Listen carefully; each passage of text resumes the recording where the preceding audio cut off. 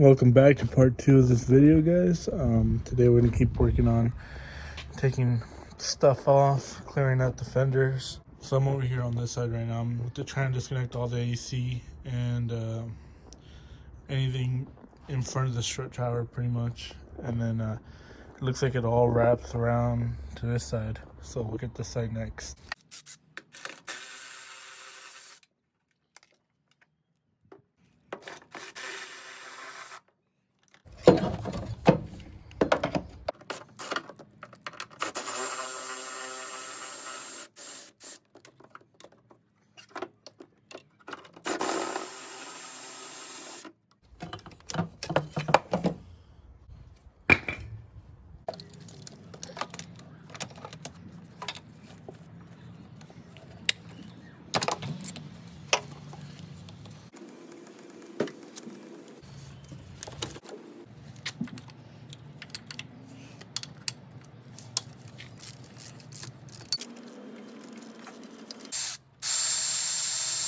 So I was able to fully undo all the harness, all like the body clips holding the harness in place, and now I'm gonna go ahead and tuck it back here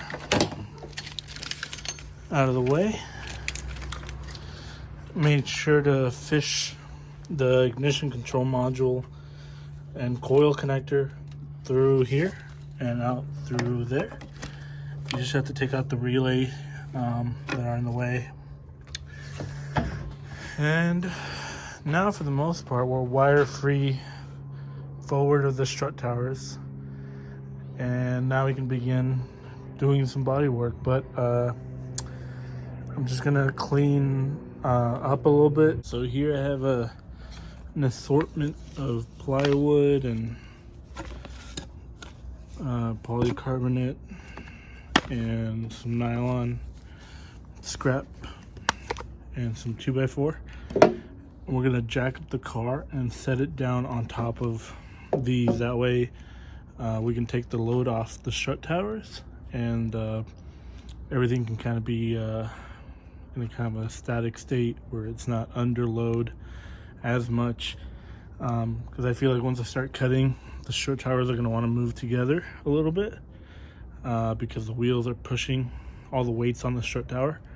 So we're going to go ahead and jack it up and then place these shims under and level the car.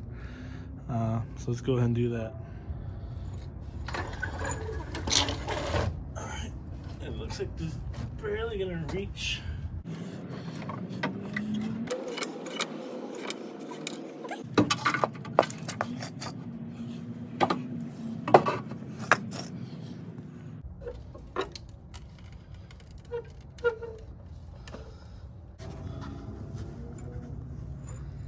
So you see what I'm talking about? It's sitting kind of off center on both sides, but that should be okay since there's two blocks. Okay, so I've gone ahead and I've cleaned out the frame rails with a little carb cleaner.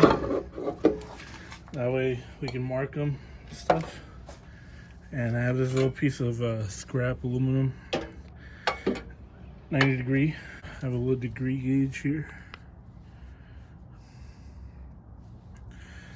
Go ahead and set it down right in the middle.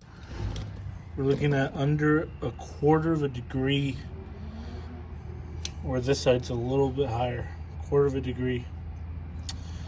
So now we're gonna go ahead and check the floor, and the floor is perfectly level, allegedly. So we're pretty close, honestly. That's not too bad. We'll be happy with that. We're gonna go ahead and chop this center support off from the frame rail. That way this stays in place and keeps these tension rod brackets squared up in place. That way they don't want to shift or anything, and then we'll take care of that later.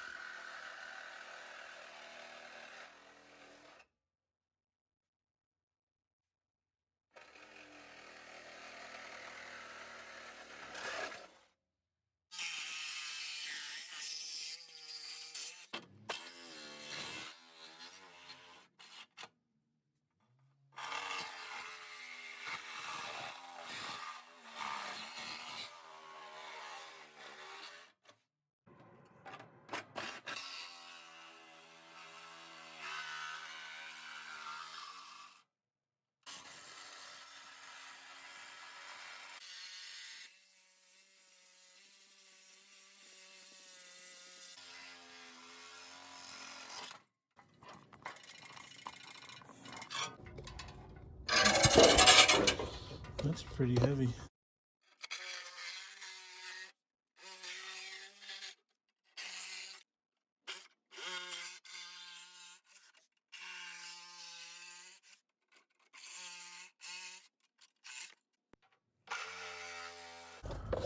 Okay, so I'm gonna try and cut along this bottom edge right here.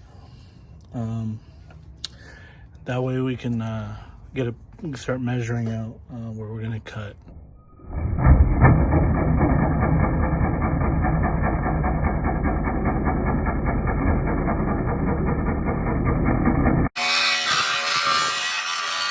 Alright, so I got these scrap pieces of I think 2x3, 1.5 by 3, and we're gonna use these to measure out a square cut. I ended up lining up this bar with the crank, marking it, and then kind of going forward a few spaces at a time until I got to here, where it looks like, I mean, I'll obviously cut more on this side, but that looks pretty square to me. I'm gonna do a couple tests to make sure it is.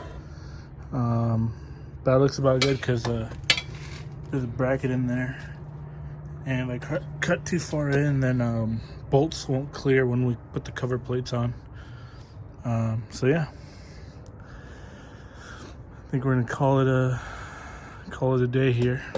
That's where we've gone today. Anyway, thank you for watching, and stay tuned for part 3.